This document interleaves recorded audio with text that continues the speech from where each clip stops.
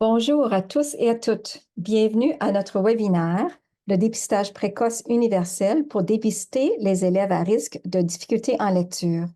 Je suis Joanne Bertrand, enseignante, thérapeute en dyslexie et spécialiste en littératie structurée. Et ici avec moi ce soir, nous avons Marie-Judith Jean-Louis et Jordan Sloan qui œuvrent aussi auprès de Only. Nous sommes accompagnés ce soir de notre animateur Alain Desrochers, professeur auxiliaire à l'Université d'Ottawa et professeur associé à l'Université du Québec à Montréal. Alain a été professeur titulaire à l'Université d'Ottawa jusqu'en juillet 2017. Il a ensuite occupé le poste de directeur scientifique de Montréal à l'Institut des troubles d'apprentissage jusqu'en janvier 2019. Il détient un doctorat en psychologie expérimentale de l'Université Western Ontario avec une spécialisation en psycholinguistique et en méthode quantitative. Il dirige toujours le groupe de recherche sur l'apprentissage de la lecture GRAL et son expertise professionnelle porte sur l'évolution historique de l'écriture du français, de l'analyse didactique du français écrit, de l'élaboration de matériel didactique pour l'enseignement de la lecture-écriture, des modèles d'apprentissage de la lecture-écriture, des modèles d'enseignement de la lecture-écriture, de l'élaboration d'épreuves standardisées pour évaluer les compétences en lecture-écriture du français, de l'étude longitudinale du développement des compétences chez les apprenants, lecteurs, scripteurs et le transfert et la mobilisation des connaissances scientifiques en éducation. Ça, c'était une grosse bouchée. Nous sommes très chanceux d'avoir Alain parmi nous ce soir avec toutes ses qualifications pour nous aider, pour partager son expertise sur le dépistage précoce universel. Les activités qu'il a créées s'insèrent dans un cadre conceptuel particulier que l'on appelle l'approche de la réponse à l'intervention ou le système de soutien à paliers multiples, SSPM. Alors, bienvenue, Alain. Je vais continuer maintenant avec la reconnaissance des territoires. Nous sommes reconnaissants que nous nous réunissons par la souplesse que nous offre la technologie autour d'une activité commune répandue un peu partout à travers de ce vaste pays. Nous reconnaissons que Only, Dyslexie Canada et IDEA Ontario desservent les citoyennes et les citoyens sur les territoires traditionnels des Premières Nations du Canada. Nous leur devons toute leur reconnaissance et désirons faire des gestes envers la vérité et la réconciliation tous les jours, à chaque occasion qui se présente. Cette reconnaissance nous rappelle nos responsabilités envers nos relations et les terres ancestrales sur lesquelles nous apprenons, partageons et vivons. Nous vous invitons à réfléchir aux peuples autochtones, Métis ou Inuits, qui partagent avec nous leurs richesses, où que vous soyez sur l'île de la Tortue, territoire habité par des peuples autochtones depuis avant la colonisation. Alors, sans plus tarder, je vous présente Alain Desrochers qui va nous éclairer sur le dépistage précoce universel, une pratique que nous devons entreprendre dans nos écoles de langue française et toutes les écoles de l'Ontario, maintenant et à partir du mois de septembre, dans certains conseils aussi. Merci, Alain. Bienvenue. Je commence par vous adresser des remerciements. Remerciements à toute l'équipe de Dyslexie Canada, IDEA Ontario, Only pour votre accueil. Alors, je suis vraiment très content de passer une partie de la soirée avec vous. Et j'aimerais aussi adresser des remerciements à tous les participants parce que vous avez fait le choix de passer une partie de la soirée avec moi alors que vous aviez l'option de vous installer confortablement devant votre écran télé, regarder une série sur Netflix ou Crave, et vous avez fait le choix de m'écouter pendant 1 heure. Alors, je vous remercie infiniment. Est-ce que je vais être aussi divertissant qu'une série Netflix? Je ne peux pas vous le garantir. Mais j'espère que vous serez tout de même heureux d'avoir participé à l'événement là, qui s'amorce maintenant. Alors, je me propose de vous parler des fondements du dépistage universel des élèves à risque de rencontrer des difficultés dans l'apprentissage de la lecture et de l'écriture. Et cet exposé, en fait, il se déplie en 3 morceaux. D'abord, je vais commencer par une introduction dans laquelle on va réactiver un certain nombre de notions relatives au dépistage universel. Dans la deuxième partie, ce que je vous propose, c'est de nous donner un cadre d'analyse pour comprendre la nature des épreuves qui sont utilisées dans les opérations de dépistage universel. Et ce que nous allons faire, c'est de nous donner un certain nombre de critères pour évaluer la qualité d'une trousse de dépistage. Et dans la troisième partie, nous allons parler spécifiquement d'une trousse qui s'est appelée pendant très longtemps IDAPEL, euh, euh, qui s'appelle maintenant Acadians Learning Français. C'est le nouveau nom de l'épreuve. C'est un nom, une appellation qui n'est pas encore très familière. IDAPEL a circulé pendant de nombreuses années. Euh, donc, cette trousse, elle était connue sous ce nom-là. Et ce que nous allons faire dans la troisième partie, c'est reprendre le cadre d'analyse qui vous a été présenté dans la deuxième partie pour parler d'IDAPEL et pour faire ressortir ses composantes et ses caractéristiques. Alors, en gros, c'est le plan de match pour la prochaine heure. Euh,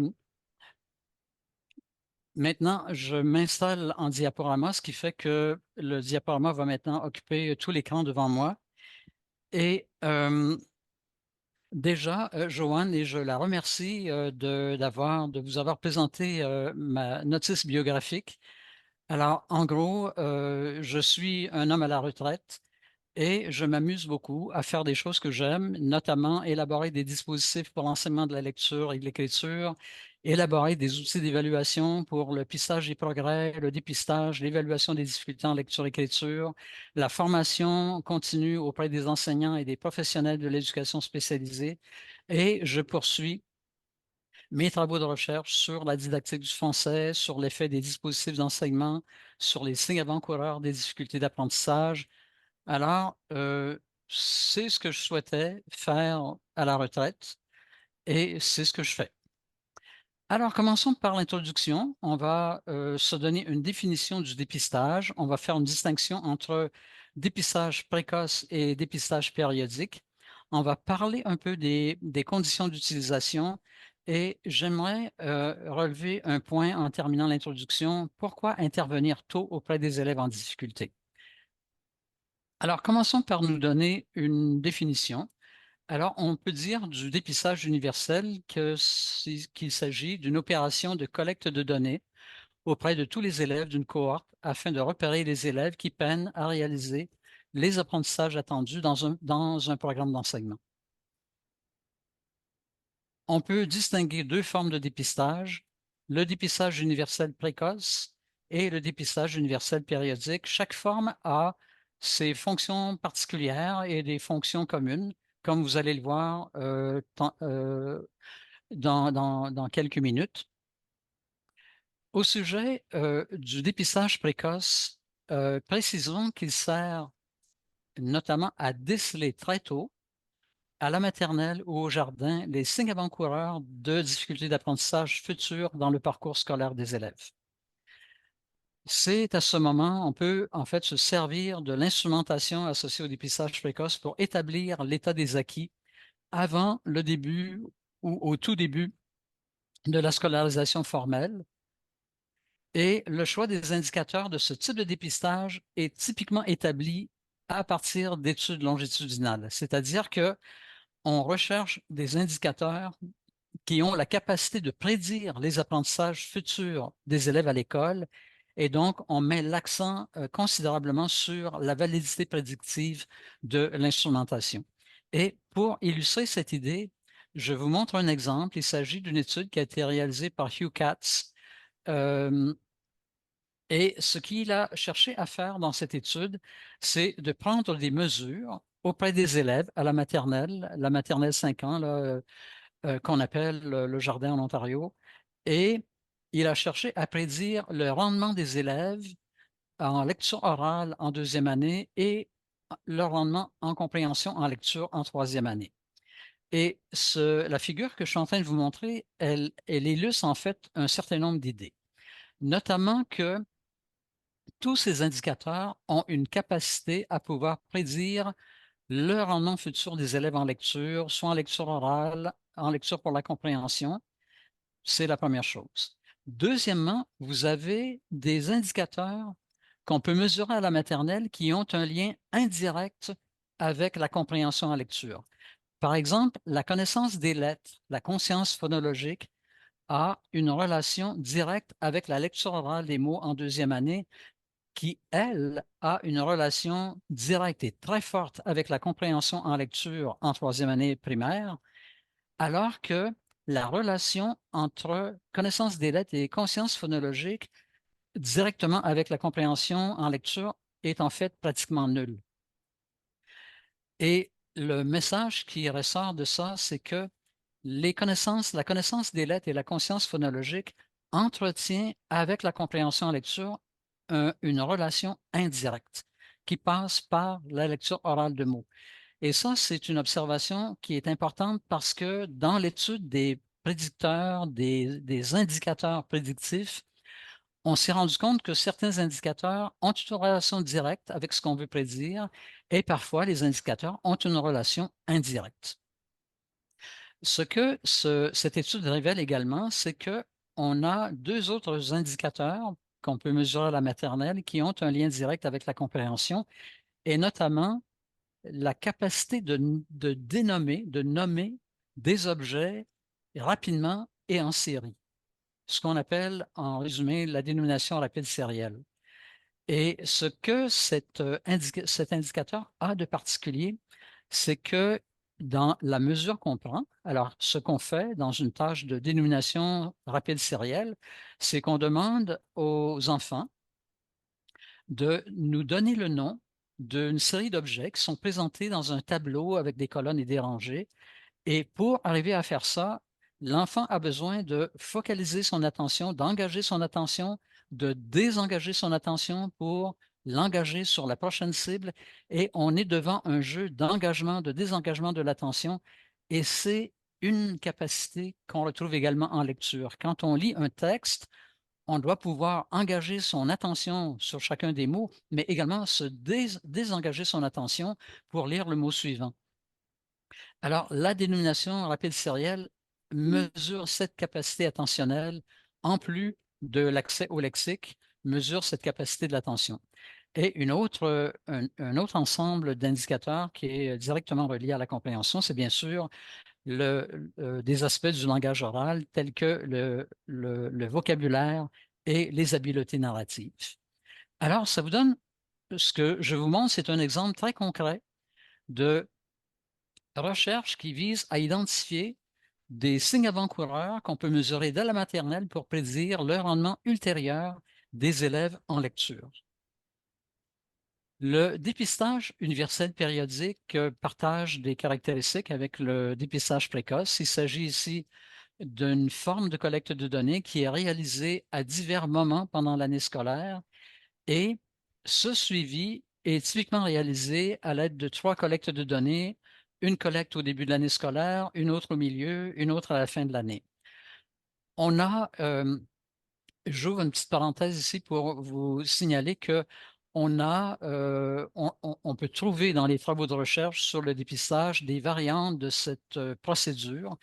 Dans certaines recherches, on a fait 4 collectes de données, parfois 5, mais on s'est rendu compte qu'il n'y a pas grand intérêt à multiplier les collectes de données. Le standard aujourd'hui, c'est vraiment 3 collectes de données pour une variété de raisons, et notamment des raisons de logistique. C'est que mener ces collectes de données, c'est énergivore et c'est coûteux sur le plan financier, sur le plan humain. Et avec 3 collectes de données, on réussit à faire beaucoup de choses. Au début de l'année, la collecte de données sert à mesurer les acquis au tout début et appuyer, servir à la planification de l'enseignement. Au milieu de l'année, on s'en sert notamment pour vérifier la réponse des élèves à l'enseignement qui leur a été offert, à repérer les élèves qui affrontent des difficultés et à guider l'élaboration d'un programme d'intervention préventive ou rééducative. À la fin de l'année, la collecte de données ou le dépistage, si vous voulez, sert à vérifier, encore une fois, la réponse des élèves à l'enseignement depuis le milieu de l'année et aux interventions, aux programmes d'intervention qui ont été offerts aux élèves qui présentaient des difficultés Et c'est également l'occasion de dresser un bilan des apprentissages réalisés par chaque élève depuis le début de l'année. Alors, ce sont des fonctions qui sont vraiment très instructives et très utiles en éducation. Une autre fonction importante de cette forme de dépistage, c'est la régulation de l'enseignement. Ces données, en fait, nous permettent de mieux connaître les élèves, de mieux évaluer la mesure dans laquelle ils répondent à l'enseignement qui leur est offert. Et lorsqu'on s'aperçoit, par exemple, qu'un nombre important d'élèves n'a pas répondu à l'enseignement comme on s'y attendait, c'est l'occasion de se dire, OK, quels sont les changements que je pourrais apporter à mon enseignement pour augmenter le nombre des élèves qui répondent comme je m'y attends à mon enseignement. Alors, cette fonction, elle est importante aussi parce qu'elle met en relief une idée assez fondamentale, c'est-à-dire que les données de dépistage appartiennent au départ aux enseignants. Maintenant, j'aimerais vous illustrer diverses choses, diverses utilisations qu'on peut faire des données de dépistage. Et ici, je vous montre un exemple. Il s'agit d'une étude qui a été menée auprès d'élèves de la maternelle au Québec, maternelle 5 ans. Et il s'agit d'une étude qui a porté sur l'évaluation de l'impact d'un programme de conscience phonologique qui est d'apprentissage des lettres de l'alphabet à la maternelle. Et ce que vous voyez actuellement à l'écran, ce sont les pourcentages de réponses correctes pour les différentes lettres qui ont été étudiées jusqu'au milieu de l'année. Et là, vous voyez clairement que ce qui a été étudié, qui est en bleu, est nettement plus élevé que ce qui n'a pas encore été étudié, qui est en orange. Maintenant, il y a deux observations intéressantes qu'on peut faire dans ce graphique. La première, c'est que vous voyez que certaines lettres dans l'échantillon d'élèves, et là on parle d'autour de 200 élèves, il y a certaines lettres qui n'ont pas été maîtrisées aussi bien que les autres. Vous prenez par exemple curieusement le A et également le V qui n'ont pas été maîtrisées aussi bien qu'on aurait pu le souhaiter, alors que d'autres lettres sont déjà maîtrisées à 90%. La deuxième observation, c'est que vous voyez que parmi les lettres qui n'ont pas encore été étudiées, qui sont en orange dans le graphique, bien, les élèves, un certain nombre d'élèves les connaissent déjà le son de certaines de ces lettres-là, jusqu'à un pourcentage de 30%. Donc, déjà, on voit que les élèves, certains élèves ont une longueur d'avance. Lorsque on réexamine la maîtrise de ces correspondances entre le son des lettres, la forme des lettres et le son des lettres, là, on voit que ce qui avait été étudié dans la première moitié de l'année est maintenant maîtrisé. Chaque lettre est maîtrisée jusqu'à un pourcentage de 90%. Et dans la deuxième partie de l'année, vous voyez que plusieurs lettres sont aussi maîtrisées jusqu'à 80-90%, mais qu'on a encore des lettres qui ne sont pas encore tout à fait maîtrisées. Et c'est une observation qui est intéressante parce que si on fait cette évaluation au mois de mai, il nous reste encore quelques semaines pour retravailler les lettres qui n'ont pas encore été maîtrisées. Donc, vous voyez que on peut ici détecter un impact, une application pour la régulation de l'enseignement et ça nous donne des données assez précises pour guider les interventions qu'on peut faire. Dans mon prochain exemple, je reprends les mêmes données. Cette fois-ci, les données de la même étude et cette fois-ci, je vous montre l'évolution de la conscience phonémique est évaluée à l'aide de deux indicateurs. Le premier étant la capacité d'identifier le phonème initial des mots qui sont présentés à l'oral aux enfants. Et le deuxième indicateur, c'est la capacité d'identifier le phonème final des mots présentés aux enfants.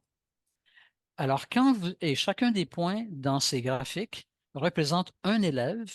Et là, vous pouvez vous imaginer qu'on a plusieurs points qui sont superposés là, dans ces graphiques. Et vous voyez qu'au tout début de l'année scolaire, la majorité des élèves connaissent en fait, ont une assez faible capacité d'identifier le son initial ou le son final des mots qu'on leur présente à l'oral. Vous avez toujours, en fait, c'est souvent le cas, vous avez quelques élèves qui vous surprennent et qui ont déjà une capacité assez importante de faire les tâches qui leur ont été proposées. Lorsqu'on réévalue les élèves au milieu de l'année, là, vous voyez que plusieurs élèves sont en ascension, mais vous voyez dans le bas du graphique qu'on a des élèves qui ont fait pratiquement aucun apprentissage, alors que les autres ont commencé à maîtriser l'identification des phonèmes en position initiale ou finale. À la fin de l'année, lorsqu'on réévalue les mêmes élèves, là, vous voyez que la majorité des élèves ont maîtrisé l'identification des phonèmes pour la plupart des mots qu'on leur a présentés. Et malgré ça, malgré des évidences assez nettes que le programme fonctionne pour la majorité des élèves, qu'on a encore des élèves qui ont fait très peu d'apprentissage pendant toute l'année. Et ces élèves sont des élèves qui, en principe, lorsqu'on les connaît, lorsque nous les avons repérés, ce sont des élèves qu'on a tout intérêt à suivre au début de la première année primaire parce que ce sont des élèves qui n'ont pas les mêmes acquis que les autres pour entreprendre l'apprentissage de la lecture et de l'écriture. Dans mon prochain exemple, je vous montre un exemple de portrait de classe établi à partir des données de dépistage.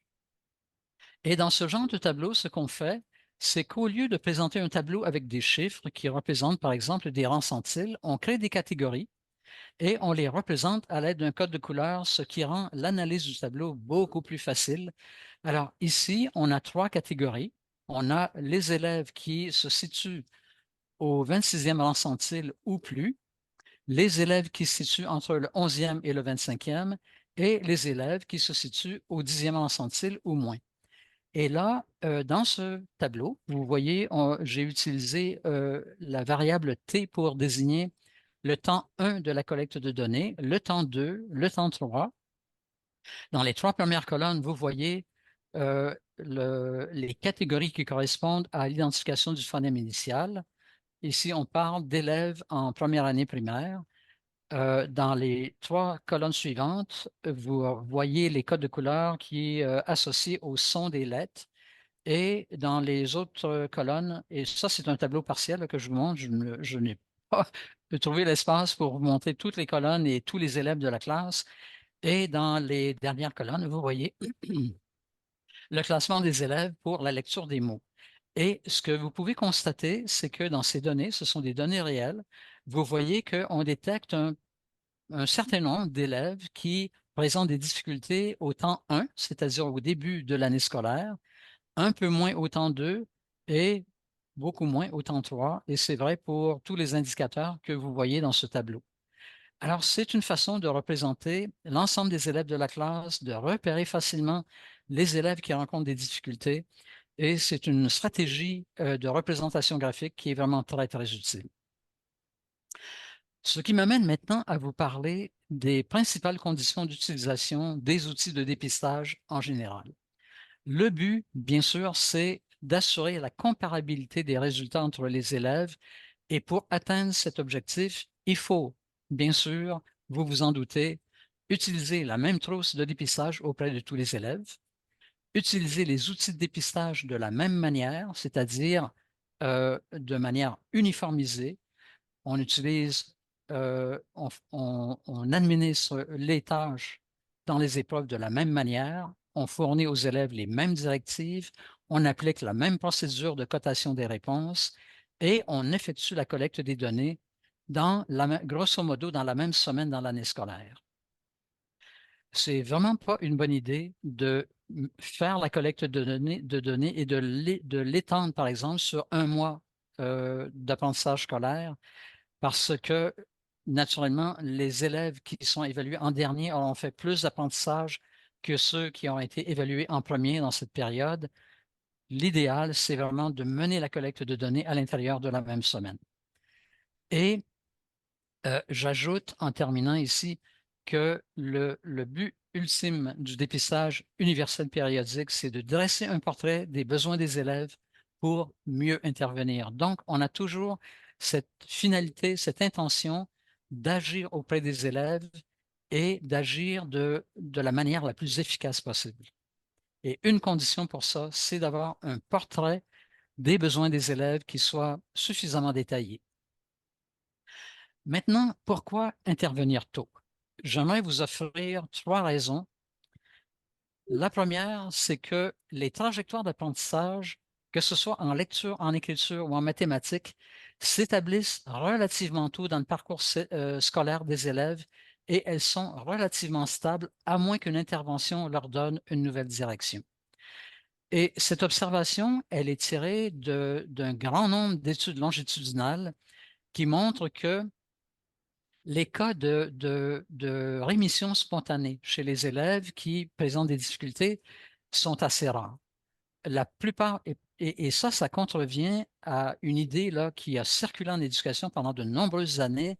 Un élève qui a des difficultés en lecture en première année, et là, on se dit, il n'y a pas lieu de s'inquiéter, on est encore loin de la fin du primaire, tout va se rétablir et ça va aller mieux pour l'élève. En fait, non. Pour la majorité des élèves, ça ne va pas mieux. En fait, la situation s'empire parce que sans prise en charge au palier 2 ou 3 dans une logique de réponse à l'intervention, l'écart entre les élèves faibles et leurs pairs augmente progressivement au fil du parcours scolaire. Et la dernière raison que j'aimerais vous offrir est la suivante.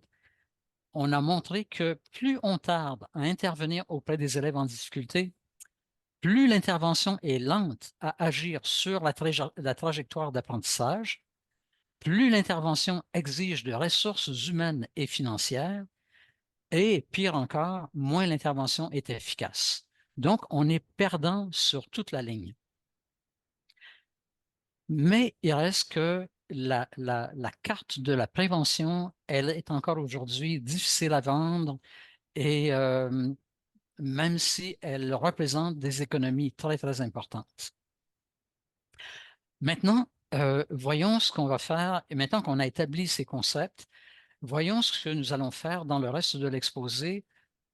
Premièrement, comme je vous le disais tantôt, nous allons discuter des critères d'un bon outil de dépistage, examiner les composantes d'une épreuve d'évaluation dans une trousse de dépistage, parler du déroulement d'une opération de dépistage.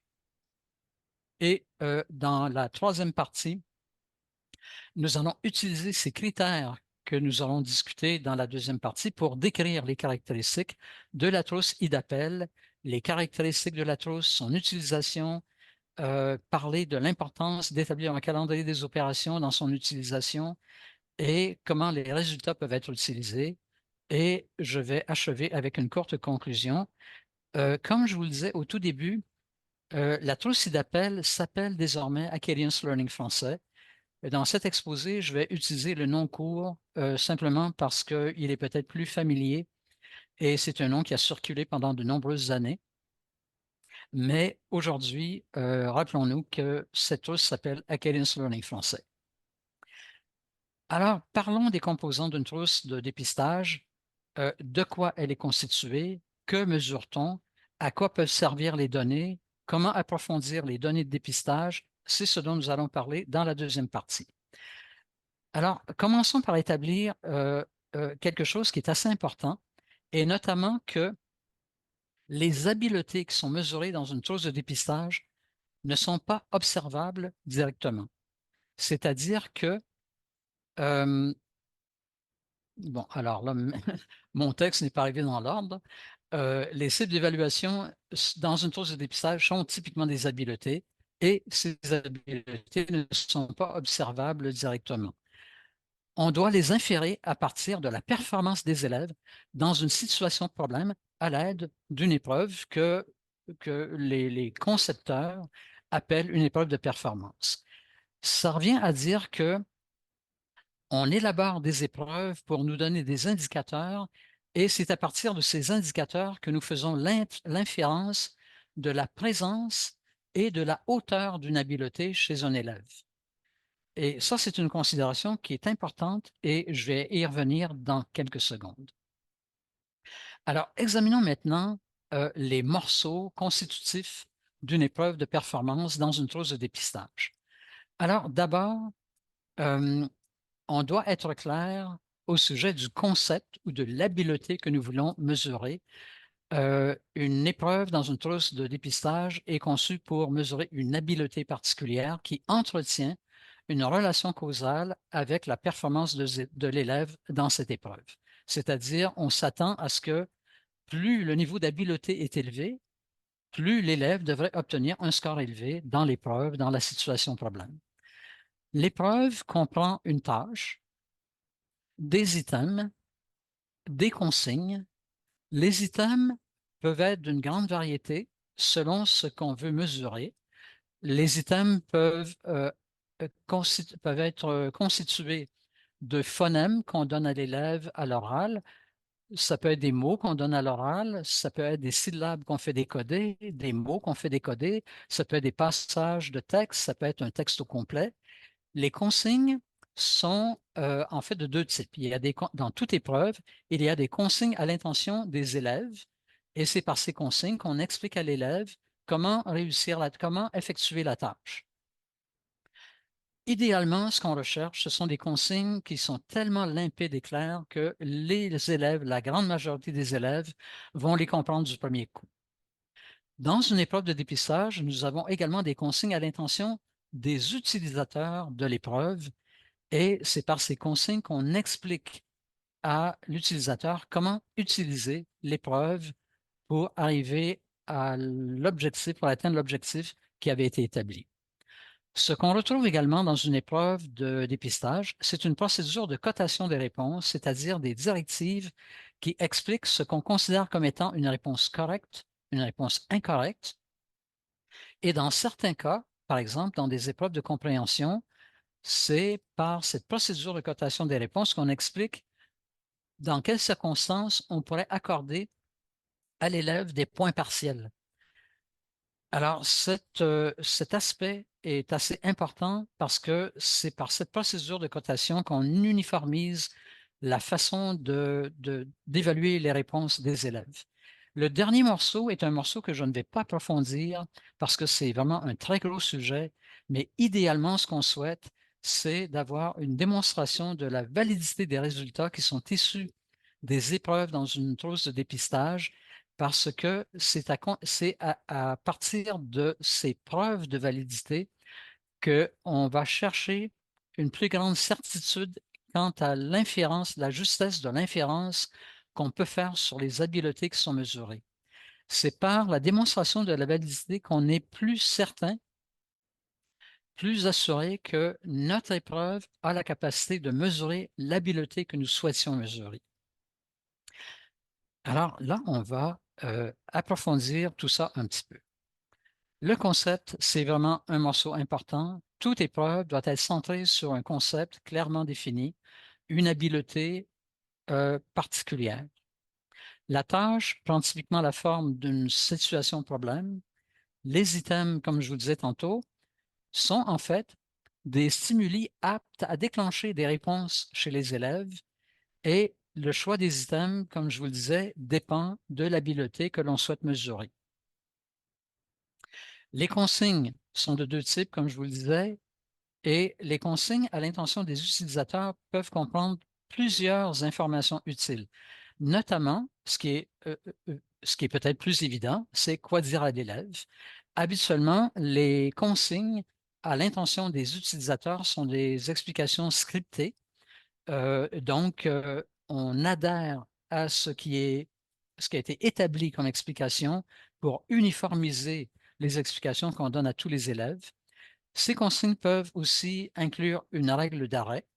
Par exemple, dans une épreuve, on pourrait avoir établi d'avance que l'épreuve s'arrête après un certain nombre d'erreurs chez l'élève. Et la raison pour laquelle on fait ça, c'est que si vous évaluez un élève qui a un très faible niveau d'habileté par rapport à une tâche particulière, vous ne voulez pas laisser mariner votre élève dans l'erreur jusqu'à la fin de l'épreuve. Lorsque l'élève a fait un certain nombre d'erreurs, vous pouvez établir, surtout si les items sont en ordre croissant de difficulté, vous pouvez déjà établir que votre élève, si vous continuez l'épreuve, l'élève ne va faire que des erreurs. Un autre type de règle d'arrêt qui va être pertinent à notre discussion un peu plus tard aujourd'hui, c'est d'arrêter l'épreuve après un temps prédéterminé. Et ça, c'est très fréquent, par exemple, dans les épreuves qui visent à évaluer la justesse et la fluidité de lecture chez les élèves. Et ce qu'on va faire, c'est qu'on va fixer le temps de lecture. Donc, on ne va pas permettre à tous les élèves de se rendre jusqu'à la fin du texte. On va arrêter la lecture après 1 minute ou après 3 minutes, 2 minutes, selon l'épreuve, selon le choix qui a été fait par le concepteur de l'épreuve. Un autre aspect des consignes concerne la rétroaction. Quand, d'abord, est-ce que dans la conception de l'épreuve, on a fait le choix d'autoriser l'utilisateur à fournir une rétroaction aux élèves sur la justesse de ses réponses? Parfois oui, parfois non. Parfois oui, mais uniquement dans ce qu'on appelle les essais d'entraînement, avant que l'épreuve elle-même commence. Ça, ce genre de détails, on doit le retrouver dans les consignes à l'intention des utilisateurs. La procédure de cotation, comme je vous disais tantôt, doit nous fournir des critères explicites pour déterminer les bonnes réponses et les erreurs. Et la démonstration de la validité, comme je vous le disais, est importante pour attester la capacité de l'épreuve à nous permettre d'inférer la présence et la hauteur d'une habileté. Et ça inclut la mesure de fiabilité de la mesure, la validité convergente, la validité prédictive. Ça inclut une foule de choses. Et c'est pour ça, tantôt, que je vous disais que ce n'est pas un sujet que je vais approfondir parce que c'est vraiment un très gros sujet. Maintenant, d'où viennent les concepts que nous mesurons? En fait, les concepts qui sont utilisés dans la majorité des choses de dépistage sont liés à la composante cognitive ou métacognitive de la lecture et de l'écriture. Et je vais vous montrer à l'aide de schémas d'où viennent ces concepts.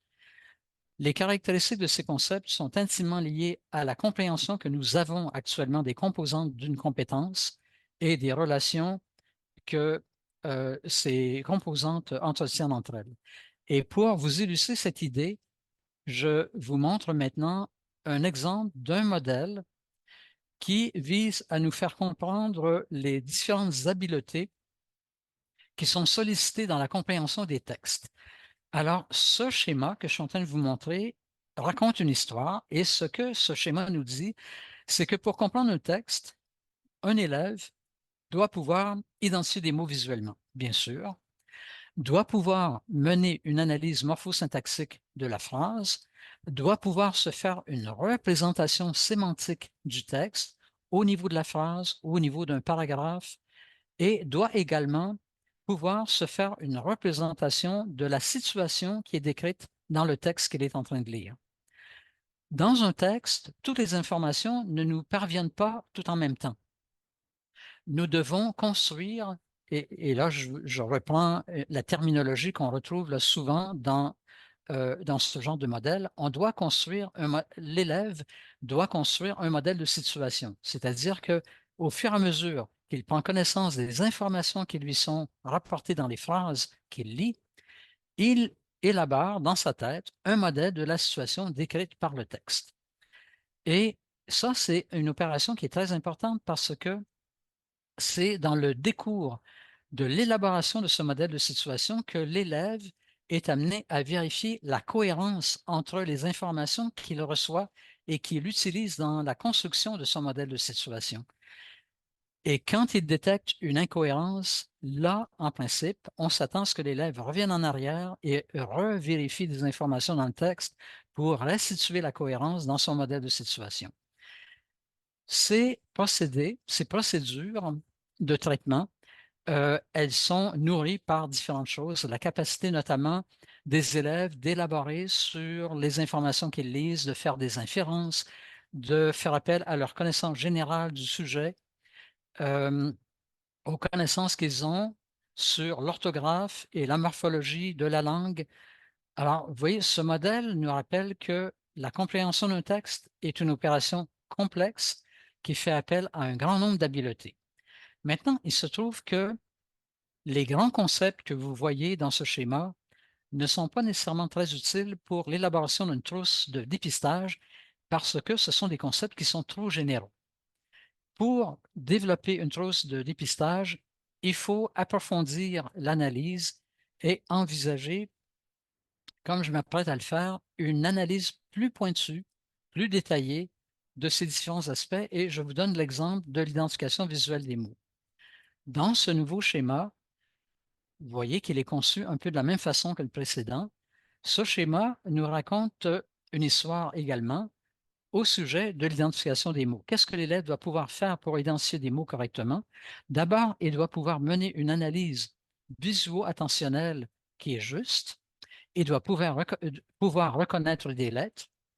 Si l'élève a un vocabulaire oral qui est relativement limité, il va devoir se rabattre sur le décodage phonologique et plus précisément sur sa capacité à segmenter les lettres dans un mot, opérer une conversion entre les lettres et les sons, assembler les sons, stocker tout ça en mémoire du travail phonologique pour pouvoir articuler à l'oral, dans une situation de lecture orale, le mot qu'il a lu. Si l'élève a un vocabulaire plus étendu, alors là, il pourra mettre en œuvre, faire appel à une procédure qu'on appelle la procédure lexicale, qui permet de consulter son lexique orthographique plus directement et assurer une réponse plus rapide en lecture orale de mots. Encore là, on peut décomposer ces opérations, et là, je vous donne l'exemple du décodage phonologique.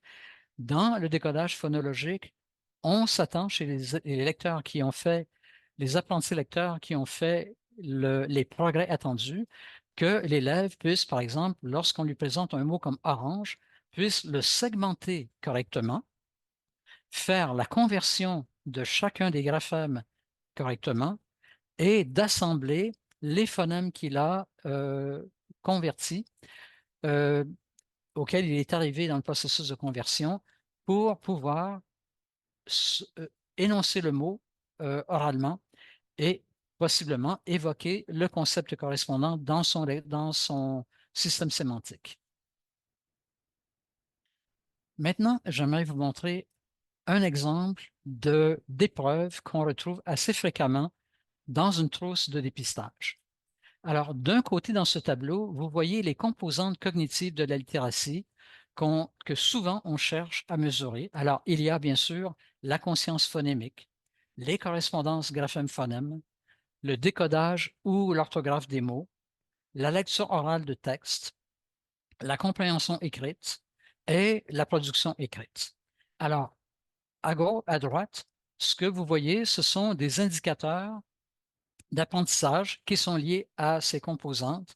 Et vous avez pour la conscience phonémique l'identification du phonème initial dont je vous ai parlé un peu plus tôt aujourd'hui, la segmentation, la fusion phonémique, la production du son des graphèmes fondamentaux, la lecture de mots réels ou inventés, simples composés, avec des graphies acontextuelles, contextuelles ou des graphies irrégulières, avec des lettres qui sont prononcées, des lettres muettes. Euh, pour la lecture de texte, on s'intéresse à la justesse du décodage, l'automatisation du décodage euh, et aussi aux aspects qualitatifs de la lecture de texte, et notamment la prosodie, le respect de la ponctuation. Alors, vous voyez qu'on a un ensemble de possibilités ici pour évaluer les concepts qui nous intéressent dans le développement de la littératie. Maintenant, en achevant cette deuxième section, j'aimerais vous parler de diverses fonctions du dépistage universel périodique. La première fonction, bien sûr, c'est de suivre le progrès de tous les élèves, donc de faire une prise de données à intervalles réguliers pour nous permettre d'évaluer les progrès qui sont réalisés par chacun des élèves. La deuxième fonction découle de la première, c'est-à-dire que devant ces données, nous avons la possibilité de repérer les élèves qui n'ont pas réalisé les apprentissages qui étaient attendus, et c'est la fonction la mieux connue du dépistage universel périodique. La troisième fonction, c'est d'en retirer des informations pour guider l'élaboration d'une intervention préventive ou rééducative.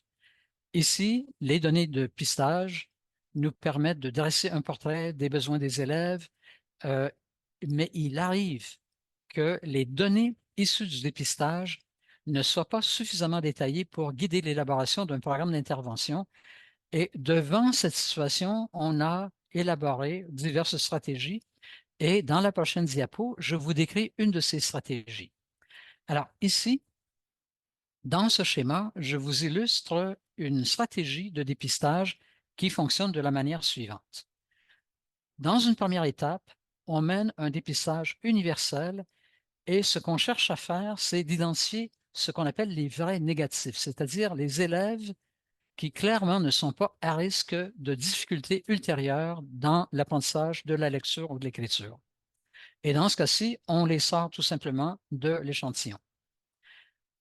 À la deuxième étape, on conduit une évaluation plus fine, mais cette fois-ci uniquement auprès des élèves qui pourraient être des élèves à risque.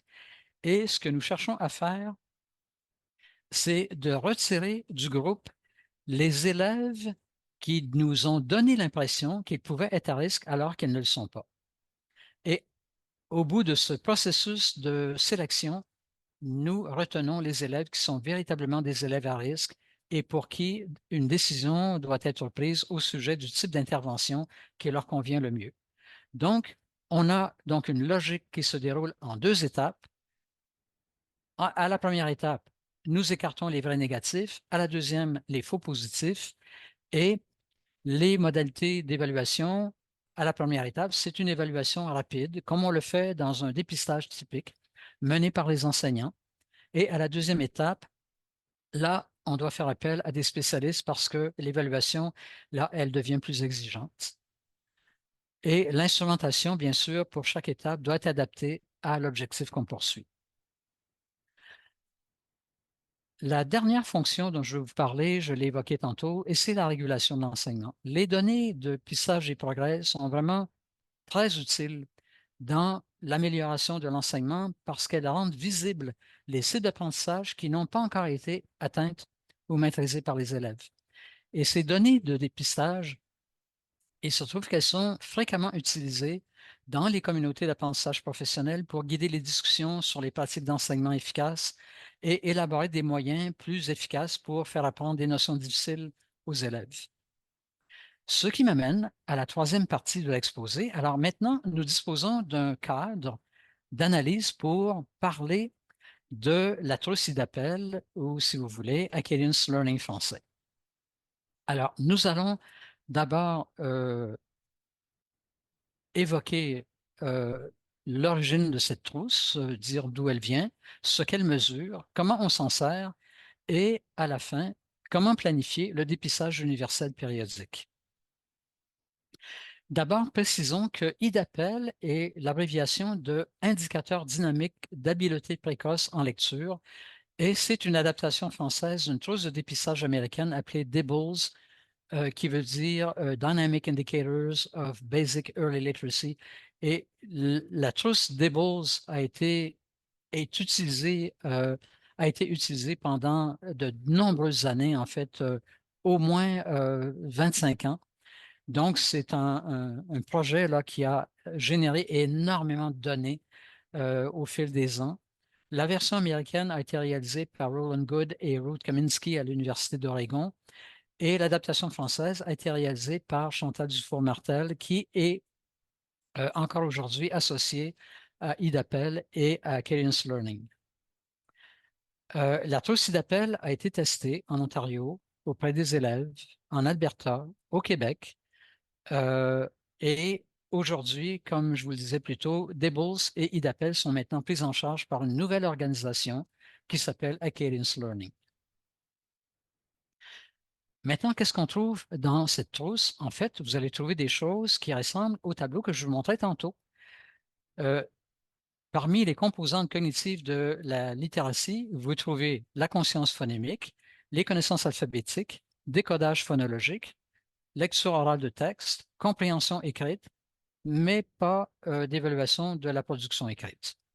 Et ce qu'on utilise pour évaluer la conscience phonémique, c'est notamment l'identification du phonème initial, et on a vu des exemples de cela tantôt, une épreuve de segmentation phonémique dans laquelle on présente aux élèves un mot et on demande à l'élève de séparer tous les sons qu'il entend dans ce mot.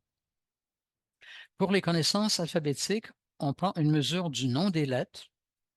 Pour le décodage phonologique, on présente des noms-mots aux élèves et on évalue à la fois le nombre de non-mots lus correctement, décodés correctement, et le nombre de phonèmes aussi corrects dans le décodage du mot.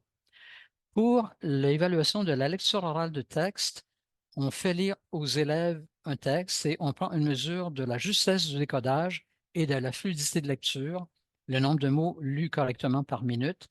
Et il se trouve que IDAPEL, et c'est le cas de DeBose aussi, est associé à une assez vaste collection de textes. Dans le cas d'IDAPEL, il s'agit de 80 textes différents. Et on évalue la compréhension de la manière suivante. On fait lire le texte à l'élève et ensuite on lui demande de restituer les idées du texte, donc de faire un rappel du contenu du texte et on évalue le nombre d'idées qui a été rapporté par l'élève à la suite de sa lecture. Alors, vous voyez que on n'est pas dans un territoire étranger ici. On retrouve plusieurs des éléments que je vous montrais tantôt dans la composition typique d'une trousse de dépistage périodique. Maintenant, parlons des caractéristiques d'IDAPEL.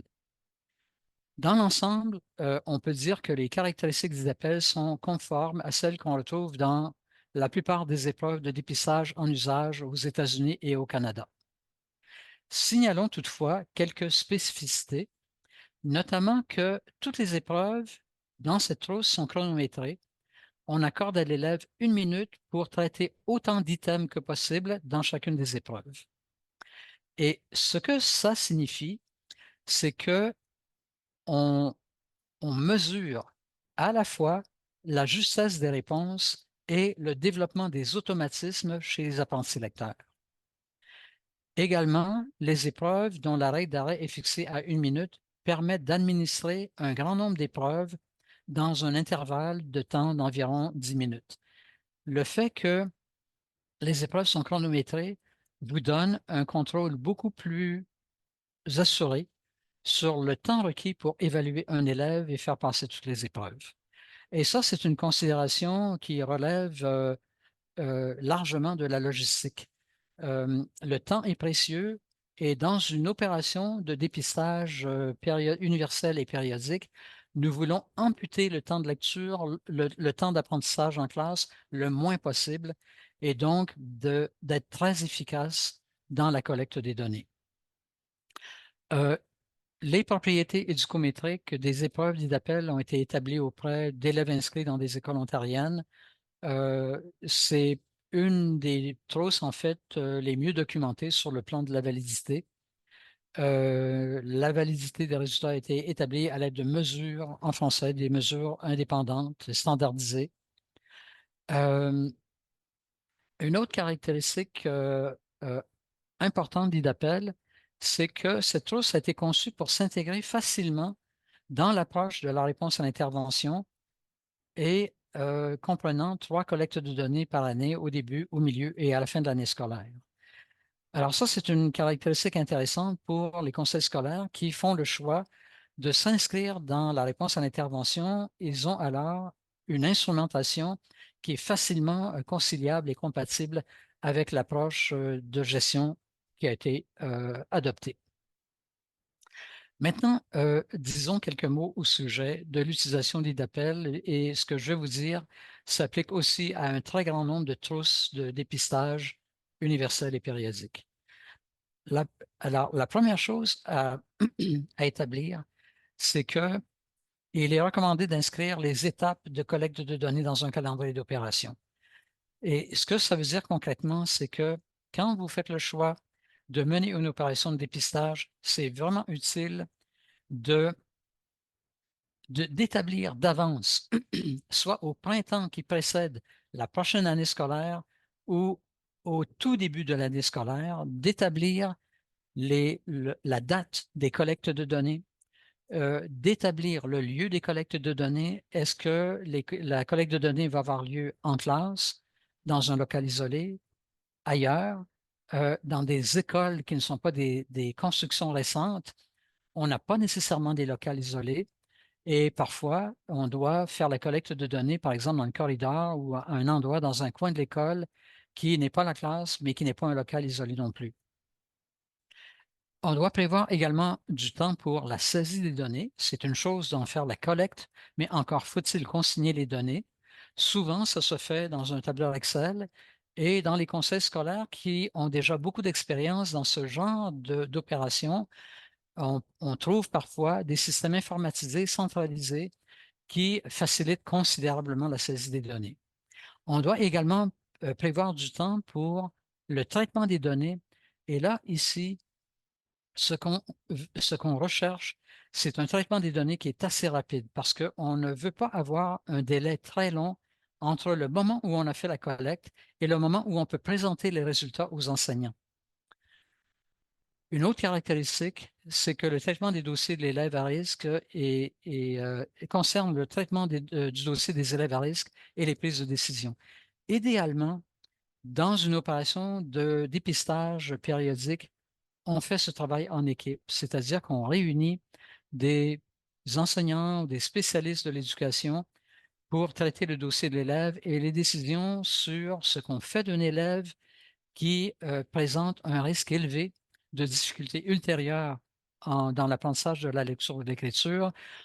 Les décisions sont prises en équipe. Également, un autre élément important, c'est les choix relatifs à une intervention intensifiée, préventive ou rééducative.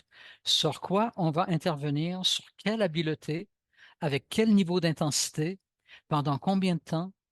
Euh, alors, tous ces choix-là, ils sont nombreux et doivent également être faits dans le contexte de l'opération de dépistage. Et enfin, un élément qui est très important, mais dont on ne parle pas souvent, c'est la rétroaction aux enseignants. Il est important de faire un retour auprès des enseignants et de leur présenter les résultats du dépistage, mais d'une façon digeste, hein. Rappelons-nous que, au départ, les données de dépistage appartiennent aux enseignants. Mais pour être utilisables, on doit leur présenter ces données de façon digeste, de façon intelligible, et les graphiques sont vraiment très utiles pour atteindre cet objectif. Et idéalement, on veut aussi pouvoir faire des liens explicites entre les résultats observés pendant le dépistage et les pratiques d'enseignement.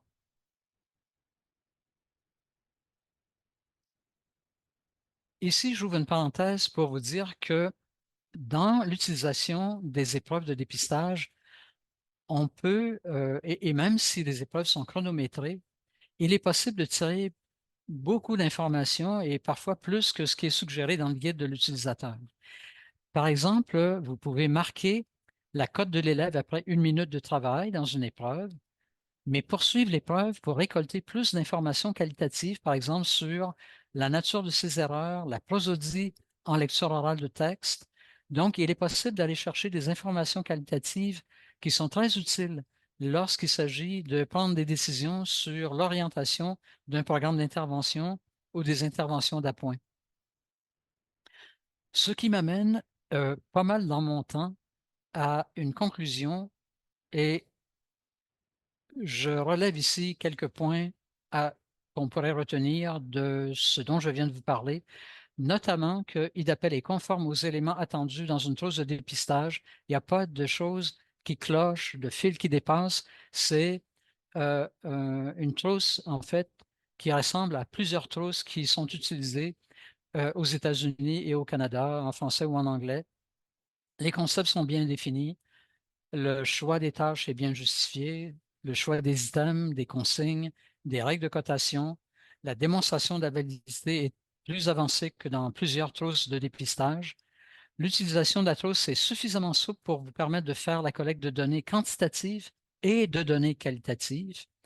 Et pour maximiser l'utilité de la trousse IDAPEL, il est utile de consigner toutes les étapes du dépistage dans un calendrier des opérations avant que l'opération commence, de prévoir ce que vous ferez des élèves repérés comme étant des élèves à risque ou en difficulté après un dépistage.